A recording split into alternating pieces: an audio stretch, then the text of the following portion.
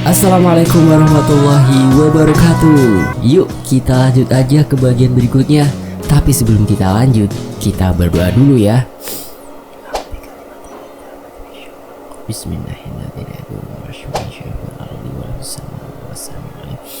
Allahumma sholli ala sayyidina Muhammad sallallahu alaihi wasallam.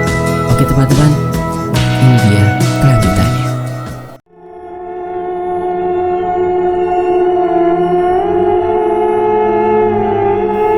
Mereka menuruni anak tangga sepelan mungkin, sampai-sampai tidak menimbulkan suara. Untungnya orang yang berada di atas tidak menyadari keberadaan mereka yang membuat mereka bisa turun dengan selamat.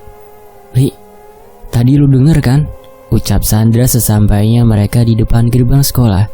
"Iya, lu gak nyadar? Itu kan suaranya kepala sekolah." Keesokan paginya, kelas pun langsung menjadi gaduh dengan rumor yang Sandra katakan. "Demi apa, Dra? Terus yang lu lihat apaan?" ucap salah satu murid yang mengelilingi Sandra. "Ya gue gak tahu, tapi yang pasti itu suara kepala sekolah." Ia membalas santai. Lu jangan fitnah dulu deh." "Ya enggak lah, gue kan cuma ngasih tahu doang. Emang gue bilang kalau pelakunya Capsek?" Ia membantah. "Yang bilang pelakunya Capsek kan itu si Vilo," tuduhnya. Lah, gue bukannya nuduh ya, gue kan cuma menyambungkan." Ceritanya sama teori pesugihan gue, tapi agak mungkin gak sih. Soalnya kepala sekolah harusnya bertindak kalau ada kasus yang sampai memakan korban begini. Tapi selama ini gak pernah tuh dipanggil polisi buat nyelesain kasus ini, ucap salah satu perempuan yang membela teori Vilo. "Hah?" ucap Tasya kebingungan. Baru saja memasuki kelas, ia sudah disambut oleh penghuni-penghuni kelas lain yang entah mengapa berkumpul di 9A dan mengelilingi mejanya. "Ini ada apaan sih?" Tasya bertanya kepada Nadia yang sedang santai membaca buku. "Gak tahu tuh," kata si Sandra, "orang yang numbalin murid sekolah kita tuh Capsek kita sendiri." Ia menjawab. "Ah, seriusan lu? Gak tahu? Tanya aja Sandra," ucapnya yang lalu menunjuk ke arah Sandra dengan dagu. "Gimana gue bisa ke sana? Sedangkan itu ramai banget yang halangin." Udah dorong aja santai. Gila parah lo." Tasya kembali melihat ke arah kerumunan orang itu kembali. "Emang sejak kapan rumornya? Kok belum apa-apa udah ramai banget?" Tasya bertanya kembali. "Gue juga gak tahu. Tapi emang menurut lu gimana?" Nadia menaruh bukunya sejenak, lalu melihat ke arah Tasya. "Kalau menurut gue sih gak bener, cuma yang gak tahu juga." "Emangnya lu tahu dari mana gak bener?" Nadia menghela nafas, lalu menyandarkan tubuhnya ke kursi. "Kemarin gue tuh masih ngeliat Capsek kita tuh sholat." "Ya cuma gak tahu juga sih. Gue sih gak mau seuzon, jadi gue gak mau ikut-ikutan. Tapi menurut gue orang yang ngelakuin sesuatu yang munafik, apalagi sampai pesugihan, gak mungkin masih mau sholat." 5 hari berlalu dan rumor tentang pesugihan yang dilakukan Pak Saiful masih terus menyebar dan masih terus dibicarakan. Rumor itu juga semakin kuat setelah Pak Saiful sama sekali tidak datang ke sekolah selama berhari-hari. Walaupun begitu, belum ada pembunuhan yang terjadi di sekolah mereka setelah Pak Saiful tidak ada kabar. Dan seminggu setelah Pak Saiful tidak masuk sekolah, tiba-tiba saja mobil Pak Saiful ditemukan di parkiran sekolah. Beberapa anak pun langsung menunggu dan mencari keberadaan Pak Saiful untuk meminta klarifikasi. Walaupun begitu, Pak Saiful tidak ditemukan dimanapun, seperti di kantornya, di toilet, bahkan di dalam mobil. Anak-anak pun langsung bertanya-tanya tentang keberadaan Pak Saiful. Walaupun begitu, tidak ada satupun orang yang mengetahui keberadaannya, bahkan guru-guru sekalipun. Aduh, gila. Sandra menjatuhkan tubuhnya di dalam tumpukan tas kelelahan. "Sumpah Sya, gue capek banget."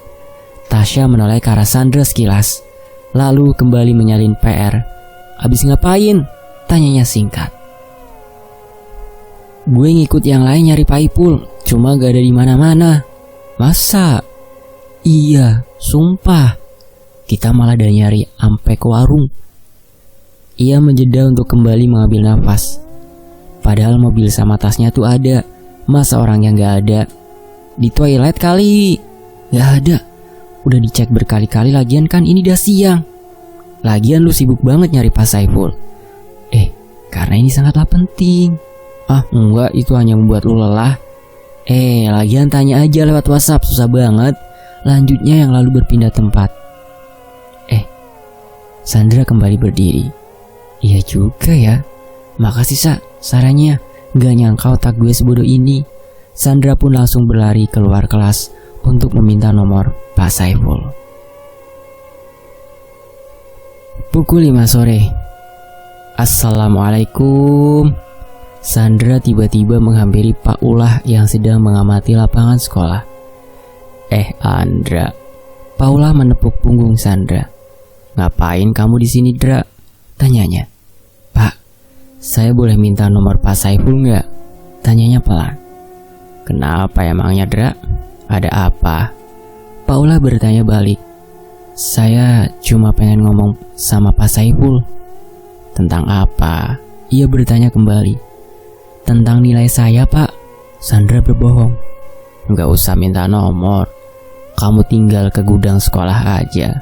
Nanti ada kok Pak Saiful. Ucap Pak Ulah sambil menuju ke arah gudang sekolah di pojok. Sandra menoleh ke arah gudang. Oke, makasih Pak. Ia pun langsung pamit dan beranjak ke gudang sekolah. Bapak antarkan ya? Pak Ulah menawarkan. Nggak usah Pak, biar saya sendiri aja. Sandra menolak baik-baik. Nggak apa-apa, udah saya antarkan saja. Tidak berhasil untuk menolak. Ia pun berpasrah dan membiarkan Pak Ulah mengantarkannya. Sandra membuka pintu gudang secara perlahan. Sandra terdiam untuk beberapa detik. Itu kok ada mayat ya Pak? Ucap Sandra terbata-bata. Ia sungguh terkejut saat melihat sebuah jasad yang sudah berlumuran darah berada di pojok gudang. Pak, Sandra menoleh ketakutan. Pak Ulah mengangguk. Brak! Pak Ulah tiba-tiba mendorong Sandra sampai terjatuh. Itu tumbal baru. Seseorang tiba-tiba menghampiri Pak Ulah. Ya, biarkan saja. Keduanya pun meninggalkan Sandra di dalam dan menunggu nyawanya diambil. Dan lokasi pun berpindah. Enggak. Tasya terus menangis di depan jasad Sandra. Enggak, ini bukan Sandra. Sandra ada di mana? Ikhlaskan saja, Nak. Ikhlaskan. Enggak Bu, ini bukan Sandra. Tangisan Tasya mengeras.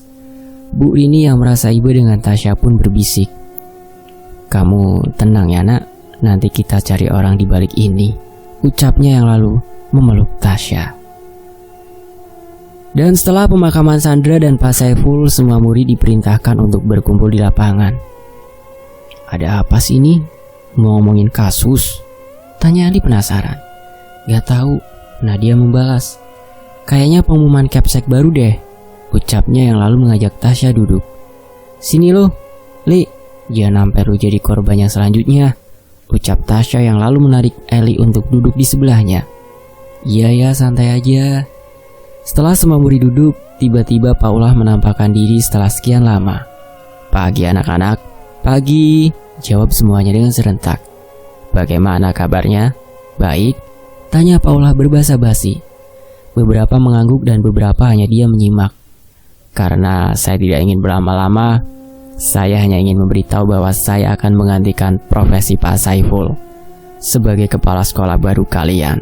Ia pun melanjutkan pidato atau apapun itu. Beberapa menyimak, namun beberapa juga hanya duduk bermalas-malasan sambil bercakap-cakap.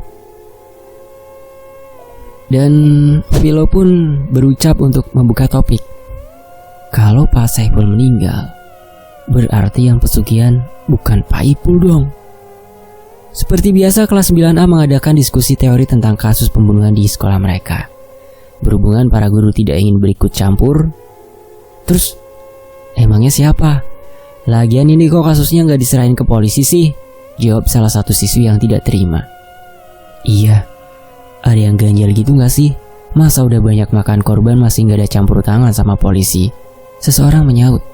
Jangan-jangan ini sengaja, ucap sang ketua kelas. Cuma kalau emang sengaja, buat apa? Emang jasadnya mau diapain?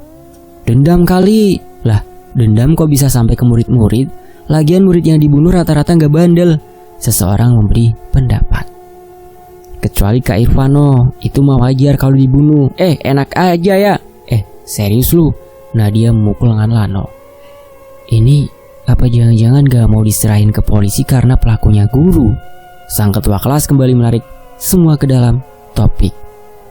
Lah, tapi kalaupun guru pasti ada aja gak sih yang tetap mau buat laporin polisi?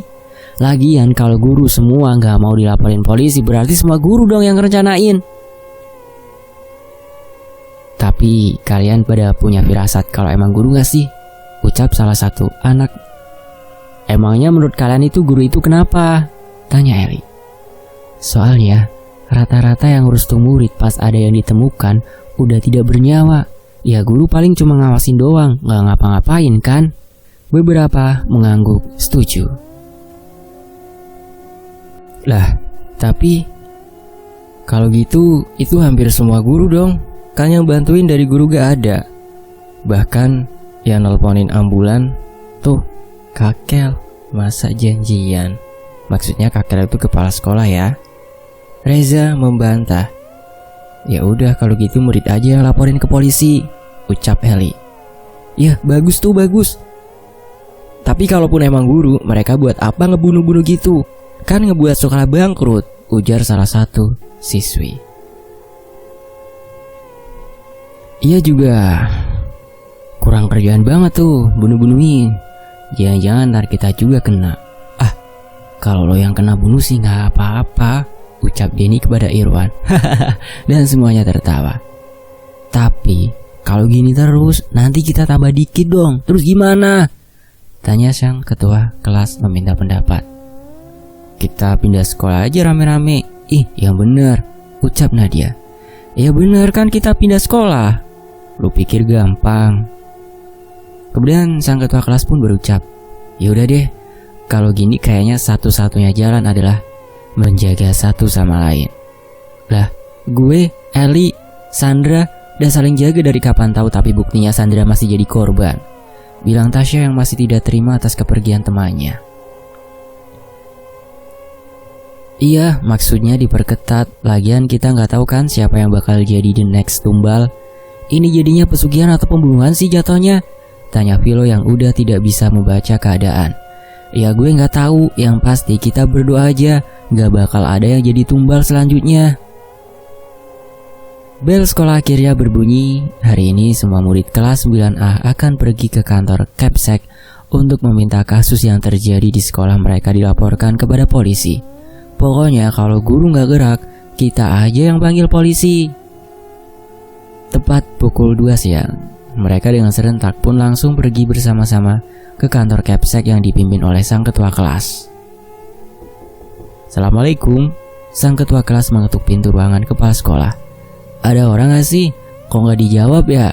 Tanya ketua kelas. Coba ketok lagi, gak kedengeran kali. Assalamualaikum pak. Ia mengucap salam lagi, namun ia masih tidak dijawab. Pulang kali. Coba ngintip tuh ke jendela, ucap Nadia sambil menuju ke arah jendela ruang kepala sekolah. Lah, tinggi banget. Itu tuh, suruh si Jono aja, ucap Irfan yang lalu menyuruh Jono maju ke depan.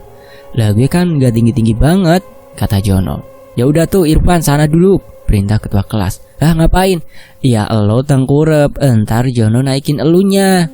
Ya setuju. Mereka pun menyorak-nyoraki nama Irfan. Aduh, Irfan menghela nafas pasrah. Ya udah deh cepat Jono, awas lo lama. Irfan pun langsung mentengkurapkan badannya agar Jono bisa mengintip ke dalam. Ada enggak? Tanya ketua kelas setelah Jono berhasil mengintip. Astaga, Jono tiba-tiba berlari ke belakang ketua kelas. Ih, kaget, ada apaan sih? Kok Bu Ririn tergeletak? Ucapnya panik. Hah, Bu Ririn? Serius lu? Ucap Tasya yang sudah siap untuk membuka pintu. Iya, sekarat sumpah gak bohong. Mendengar itu, ketua kelas pun langsung membuka pintu ruangan kepala sekolah. Dan perkataan Jono benar, tiba-tiba saja Bu Ririn ditemukan tergeletak di dalam. Bantu cepetan. Para murid 9A pun langsung mengelilingi Ibu Ririn. Mereka pun sama-sama mencoba menyadarkan Bu Ririn. Astagfirullah, Denny tiba-tiba terjatuh dari pintu, seolah-olah ada yang mendorongnya ke dalam. Ada apa ini rame? Bentak Pak Ulah yang tiba-tiba kembali ke dalam ruangannya. Enggak Pak, maaf. Tadi kami coba tidak sengaja ngelihat ada Bu Ririn, ucap sang ketua kelas mencoba menenangkan suasana. Namun bukannya kembali menjadi tenang, Pak Ulah malah mengeluarkan sebuah pisau dan mengarahkannya ke arah para murid 9A. Cepat pergi dari sini, cepat, perintahnya. Kok Pak Ulah tiba-tiba ngeluarin pisau? Pak Ulah emangnya mau ngapain? Bantah Irfan. Memangnya kenapa? Wah, ketahuan. Pak Ulah yang ngelakuin semua ini, teman-teman. Tiba-tiba salah satu kakak kelas sudah berada di depan pintu sambil memegang HP-nya untuk merekam. Mau ngapain kamu? Pak Ulah mengarahkan pisaunya ke arah kakak kelas tersebut. Pak Ulah, ngapain sih? Masa ngancam murid sampai pakai pisau segala? Ucap Tasya yang mulai emosi. Karena kalian semua. Oh, pesugihan. Bapak hanya pesugihan. Vilo tiba-tiba berteriak. Coba Bapak syahadat. Perintahnya mencoba menjebak Pak Ulah. Ia terdiam untuk beberapa saat, sampai tiba-tiba ia melempar pisau tepat ke leher Vilo. Ya Allah Vilo, keluar dari sini, atau kalian semua saya jadikan tumbal. Orang yang mendengar kegaduhan tersebut pun mulai berdatangan dan mencoba membantu. Ustadz, Pak Ustadz. Tiba-tiba seorang murid yang berasal dari 9A berlari mengambil Ustadz Azam yang sedang berduduk santai di masjid yang berada di samping sekolah. Astagfirullah, ada apa ini teriak-teriak? Tanya beliau. Pak, tolong saya Pak. Ada orang yang melakukan pesugihan terus nyelakain teman-teman saya. Astagfirullah. Mendengar itu, beliau pun langsung berdiri dan langsung memasuki area sekolahan tersebut. Ada di ruang kepala sekolah Pak, di lantai 2, ucapnya panik. Oke, kamu tunggu di sini saja ya, gak usah ikut. Teman saya Pak. Iya gak apa-apa, tenang aja, biar saya aja yang kesana. Assalamualaikum. Pak Ustadz membuka pintu ruangan kepala sekolah secara perlahan. Astagfirullahaladzim. Sesampainya ia di sana, ia langsung melihat anak-anak yang sudah tergeletak tidak sadarkan diri di lantai, dan di pojok ruangan terdapat Vilo yang lehernya sudah mengeluarkan banyak darah. Ia pun langsung pergi untuk mengambil air yang nantinya akan didoakan, yang akan dipakai untuk menyadarkan mereka semua. Point of view Tasya atau sudut pandang dari Tasya ya. Besoknya rumah Pak Ulah udah dikelilingin polisi. Cuma ternyata Pak Ulah tuh udah gak ada di sana. Dan sampai saat ini gak ada yang tahu Pak Ulah kemana, bahkan istrinya sendiri. Dan semenjak itu tambah banyak lagi rumor yang beredar di sekolah gue. Dan apa yang dikatakannya Vilo bener, Pak Ulah memang ngelakuin pesugihan, antara demi harta atau enggak demi jabatan. Jujur sih, semenjak aku tahu Pak Ulah adalah pelaku dibalik semua ini, aku agak kecewa dan sedih juga. Karena sebelum Paula jadi Capsek, dulunya Paula tuh seorang guru IPS yang sebenarnya baik banget. Dan pas aku naik kelas 8, Paula ini emang sempat resign sampai 1 tahun. Kalau menurut rumornya sih, Paula ngeresign buat ngelakuin ritual doang, dan balik buat minta tumbal gitu. Ya gak ngerti sih, tapi semoga aja semua yang menjadi tumbal tenang di sana, terutama Sandra dan Rara. Sekian dari cerita penulis ya. Semoga aja yang kayak gini gak bakal kejadian di tempat lainnya. Selesai ya teman-teman, tamat. Maaf banget nih kalau alurnya agak gak nyambung ya. Maaf kalau masih ada yang kurang. Maaf juga kalau masih ada beberapa kata yang tipu, tapi penulis gak nyadar. Dan maaf juga kalau kurang ngerti sama ceritanya. Tapi makasih banget yang udah mau nungguin ceritanya selesai sampai habis. Dan penulis Risela undur diri. Dan saya sendiri, admin yang bawain kisah ini, pamit juga ya. Sampai jumpa di kisah lainnya. Wassalamualaikum warahmatullahi wabarakatuh. Terima kasih Risela. Terima kasih teman-teman.